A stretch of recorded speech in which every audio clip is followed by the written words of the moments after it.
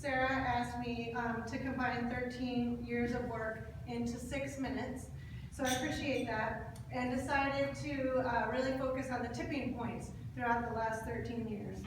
But just a reminder that everything I talk about has a lot of people, relationships, intelligence behind everything we've done. When I was working as executive director of Healthy Androscoggin a million years ago, calls started coming in from tenants with COPD and asthma, people who basically couldn't live in their apartments because of their next door neighbor. We also had calls from landlords who wanted to respond but didn't know whether it was legal to do so. So I called one of the smartest people I know, and because when you have a problem, you call solution-based people. So I called Carol Coles, who was then a partnership with Dr. Freeman. There's no time for coffee. And we pulled together a group of interested Healthy Maine partnerships around the state. Oh God! And the coalition was born. We had a lot of research at that point to back us up, but it felt like sometimes us versus the man, because EPA, HUD, federal CDC, everyone was really uncomfortable with smoke-free housing. So it wasn't always comfortable being at the forefront of a movement like this. But what we found is a lot of tenants prefer smoke-free housing. Landlords didn't know that it was legal, and it was really about the money. So we had to tailor our messages based on that information, and for public health people, it was very difficult to talk about money instead of health.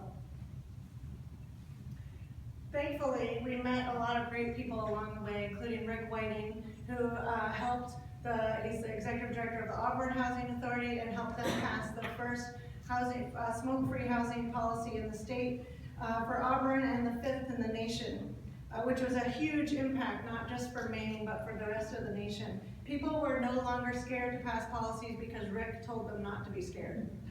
We did a lot of conferences, a lot of education. We spoke to anyone who would listen. We sent postcards, we did press events, we did webinars, we talked to landlords and landlord associations, and we weren't afraid to talk to anyone, which is part of our success, including talking to this man who I had a secret crush on, Steve Rowe, who was our Attorney General, not so secret anymore, our Attorney General at the time, who agreed to be featured on a video for landlords. And he said in no uncertain terms that smoke-free housing is legal and justified, and this made a gigantic leap for not only Maine, but for the nation. Well, along the way, of course, we had catastrophic events that also spurred us into action, like home fires all over the state that were caused by cigarettes.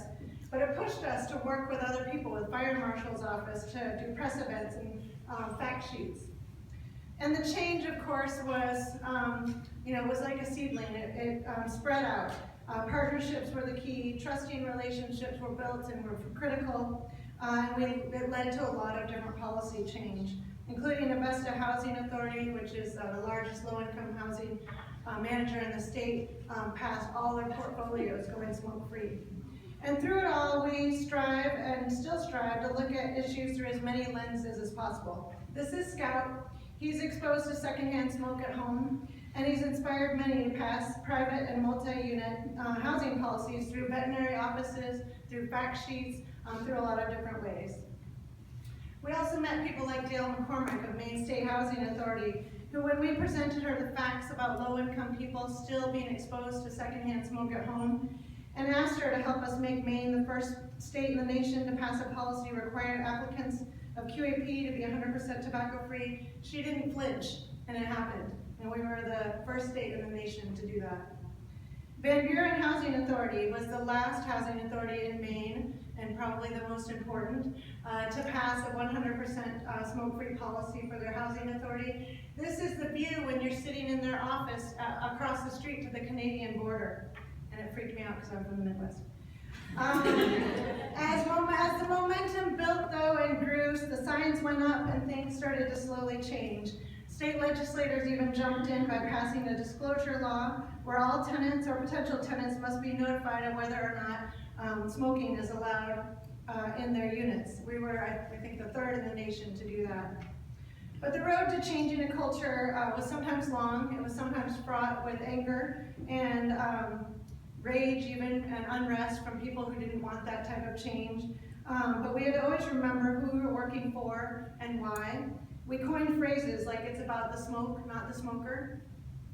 But then of course our good model and our best practice approaches and our strong work ethics and our gigantic strides in change leads to more work. So the Smoke Free Housing Coalition expanded in 2009 to include colleges and hospitals and eventually to behavioral health facilities. And the word got out that Maine was doing great things. People wanted to hear from us how we did it and you know, our processes. And this is a picture from when I was invited to Austin, Texas, and someone picked me up and put me in a limo, and it was really exciting. We also received the Secretary's Award for Healthy Homes from HUD. Through it all, some people have remained and some have changed, but everyone has stayed steadfast in our protection of Mainers from secondhand smoke. Sarah Mayberry, of course, Amy Olfine, Alex Hughes, Meg Netto, Fran Thompson. Those are some of the paid folks, and then we have lots and lots of other non-paid people who contributed, of course, along the way. So this is obviously an overused slogan, but really this is how things started for us. This is how things. I lost my slide. And then we slipped to the last one. Okay.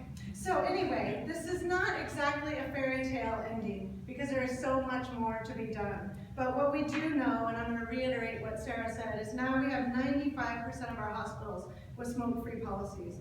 We have 78% of our colleges and universities with smoke-free policies. 65% of multi-unit housing is now smoke-free. Those are amazing, amazing statistics, and every person in this room has helped us reach those types of protections for people all around Maine.